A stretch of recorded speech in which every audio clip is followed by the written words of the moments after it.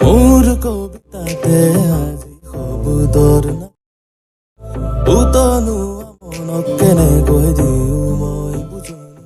Hello' বন্ধু বান্ধৱীসকল, আজি মই লৈ আহিছোঁ আৰম্ভণি থকা ষ্টেটাছটো কেনেদৰে আপোনালোকে নিজৰ মোবাইলত বনাব পাৰিব। এনেধৰণৰ ষ্টেটাছ বনাব হ'লে আপোনাক পোনপ্ৰথমে এটা এপ্লিকেশ্যনৰ প্ৰয়োজন হ'ব, যাৰ লিংক মই ডিছক্ৰিপশ্যনত দি দিম। নহ'লে আপোনালোকে গুগল প্লে ষ্ট'ৰত গৈ এলাইট মোশ্যন বুলি চাৰ্চ কৰি তাৰ পৰা ডাউনলোড কৰি লৈ ল'ব পাৰিব। বলক তেনেহ'লে ইণ্ট্ৰ' কৰিব বাদ দি আজিৰ ভিডিঅ'টো আৰম্ভ কৰোঁ।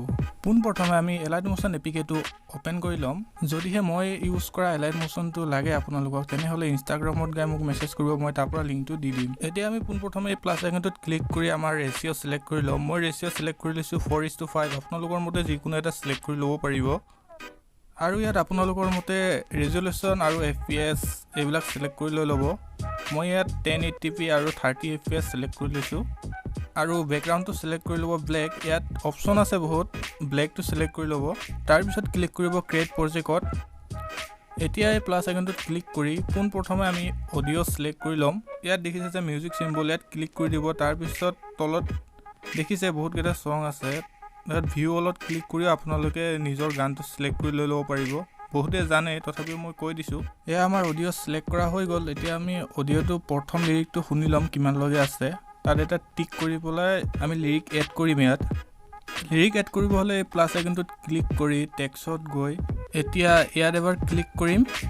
তাৰপিছত আমি ইয়াত লিৰিকটো এড কৰি ল'ম। এয়া লিৰিক এড কৰা হৈ গ'ল। এতিয়া ইয়াত ক্লিক কৰি পেলাই এইটো অলপ ডাঙৰ কৰি ল'ম। তাৰপিছত ওপৰত ক্লিক কৰি টেক্সটটো অলপ ডাঙৰ কৰি ল'ম ইয়াতো। তাৰপিছত কালাৰটো ৰাখিম হোৱাইট।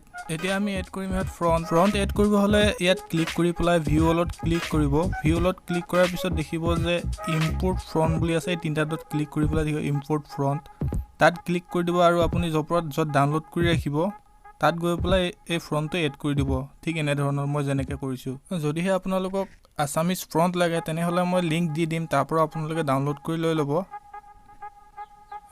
এতিয়া আমি কৰি ল'ম ফাৰ্ষ্ট লিংকটো য'লৈকে আছে তালৈকে এনেধৰণৰ বঢ়াই ল'ম পূৰা ফুল। এতিয়া ক্লিক কৰি মুভ এণ্ড ট্ৰান্সফৰ্মত ইয়াত ক্লিক কৰি পোনপ্ৰথমে মিডিলত আহি পেলাই এটা টিক মাৰিম। তাৰপিছত মই যেনেধৰণে কৰিছোঁ ঠিক তেনেধৰণে তলফালে নুমাই লৈ আহিব অকণমান।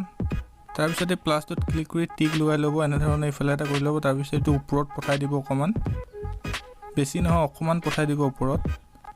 তাৰপিছত এই টিকটো ইফালে লৈ যাব, তাৰপিছত মাজত এটা টিক কৰিব। তাৰপিছত ইয়াত মই যেনেধৰণে কৰিছোঁ ঠিক তেনেধৰণে কৰি দিব এইকেইটা। এইটো কৰিলে মানে স্মুথ হ'ব আৰু দেখাত ভাল লাগিব। এতিয়া আমি এড কৰিম এফেক্ট এড কৰিব হ'লে যিটো লিংক দেখিছিলে তাত ক্লিক কৰিব। তাত ক্লিক কৰি পেলাই এড এফেক্টত যাব, এফেক্ট বুলি তলত আছে, ইয়াত ক্লিক কৰি পেলাই এড এফেক্টত ক্লিক কৰিব। তাৰপিছত এই 3Dত যাব, 3Dত গৈ পেলাই ফ্লিপ যিটো আছে সেইটো চিলেক্ট কৰি ল'ব। মই যিটো চিলেক্ট কৰি তাৰ ষ্টেণ্ডাৰ্ড ছেটিংটো কৰি ল'ব, ইয়াত সেইটো চিলেক্ট কৰি ল'ব। তাৰপিছত ইয়াত ওপৰত এংগল দেখিছে আৰু এক্সেছটো প্ৰথমে 90 ডিগ্ৰী কৰি ল'ব, মই যেনেকৈ কৰিছোঁ। তাৰপিছত এংগেলটোত 3টা টিক কৰিব। ইয়াত প্ৰথম এটা কৰিব, ইয়াত এটা কৰিব আৰু ইয়াত এটা কৰিব। এতিয়া প্ৰথমটোত আহি পেলাই এইটো +90ত লৈ যাব, মাইনাছত গৈছে +90ত লৈ যাব, মই যেনেকৈ কৰিছোঁ ঠিক তেনেধৰণে।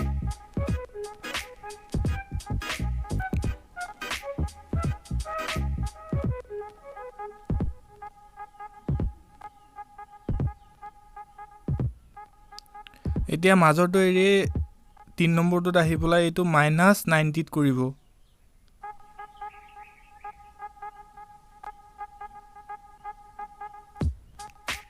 -90 বৰাবৰ ৰাখিব।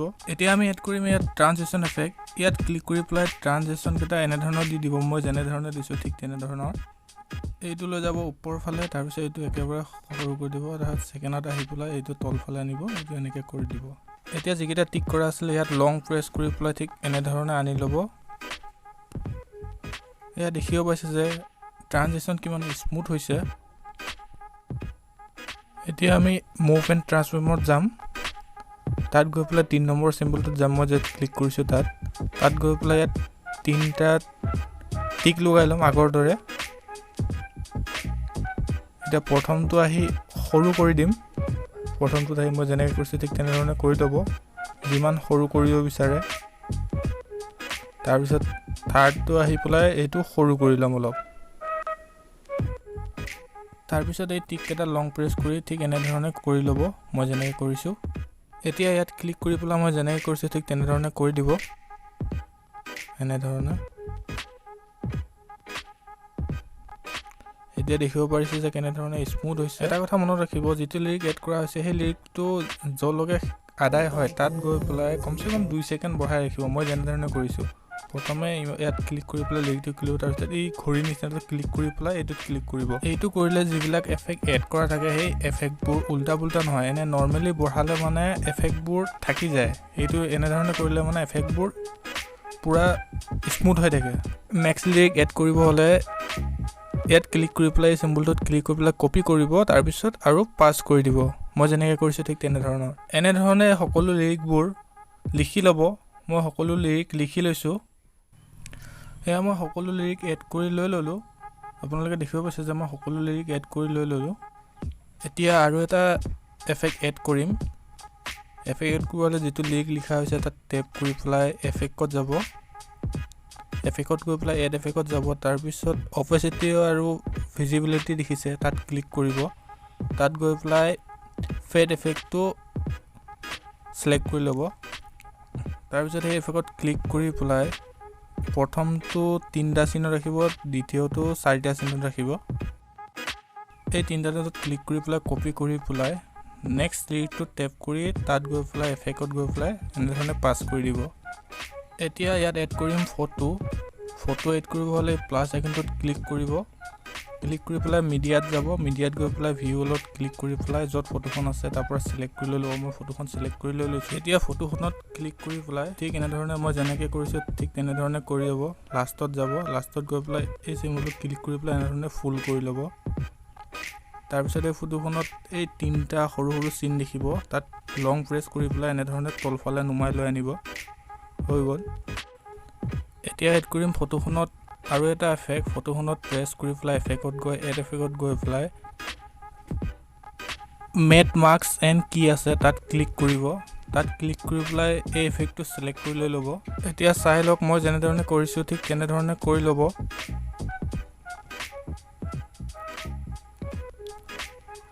আৰু ইয়াত ফেডাৰটো যিটো আছে একদমবাৰে হাই কৰি দিব, মই যেনেকৈ কৰিছোঁ। এতিয়া আমি এড কৰিম আৰু এটা লাষ্ট এফেক্টটো এড কৰিব হ'লে ফটোখনত ক্লিক কৰিম, ক্লিক কৰি পেলাই এফেক্টত যাম, এফেক্টত গৈ পেলাই এড এফেক্টত যাম, তাৰপিছত এই এফেক্টটো ছিলেক্ট কৰি ল'ম, ছিলেক্ট কৰি লৈ এইটো ছিলেক্ট কৰি ল'ম, তাৰপিছত ষ্টেণ্ডাৰ্ড ছেটিং লৈ ল'ম, তাৰপিছত আৰু এবাৰ এই এফেক্টত ক্লিক কৰি পেলাই আপোনালোকে চাই ল'ব ইয়াত কেনেধৰণে কি আপ ডাউন হয়। মই মাজৰটো ছিলেক্ট কৰি লৈছোঁ, তাৰপিছত ফটোখনৰ ষ্টাৰ্টিঙত আহি পেলাই এটা টিক লগাম, তাৰপিছত এণ্ডিঙত গৈ পেলাই আৰু এটা টিক লগাম, তাৰপিছত যিবিলাক গোল গোল চিম্বল আছে সেইবিলাক তলফালে নুমাই আনিম এনেধৰণে।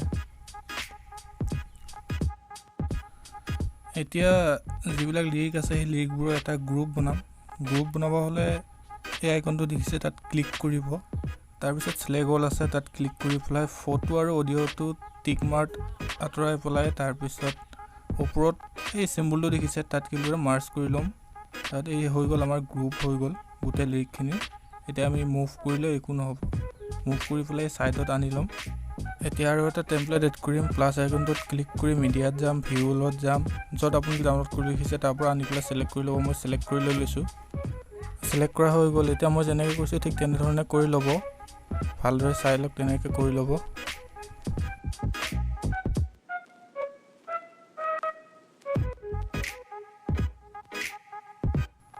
মই ইয়াত আৰু এটা বৰ্ডাৰ এড কৰিছোঁ, সেই বৰ্ডাৰটো কেনেধৰণে এড কৰিছোঁ এই মিউজিক টেম্পলেটটো যেনেধৰণে এড কৰিছোঁ ঠিক তেনেধৰণে কৰিছোঁ। বাছ আপোনালোকে ডাউনলোড কৰি পেলাই লগাই ল'ব, আৰু মই এইবিলাক টেক্সটটো যেনেধৰণে এড কৰিছোঁ ঠিক তেনেধৰণে কৰি ল'ব। তাৰপিছত এই চিম্বলটোত ক্লিক কৰি পেলাই ভিডিঅ'টো এক্সপৰ্ট কৰি ল'ব, আৰু ইয়াত ভিডিঅ'ৰ চাইজ ইনক্ৰিজ কৰিব পৰা যায়, ডিক্ৰিজ কৰিব পৰা যায়, এইবিলাক কৰি ল'ব। যদি দৰকাৰ হয়, প্ৰয়োজন নহ'লেতো এনেধৰণে এক্সপৰ্ট কৰি লৈ ল'ব। তেনেহ'লে বাই বাই, আজিৰ ভিডিঅ'টো ইমানতে সামৰিছোঁ। লগ পাম আকৌ এটা নতুন ভিডিঅ'ত, তেতিয়ালৈকে বাই বাই, টেক কেয়াৰ।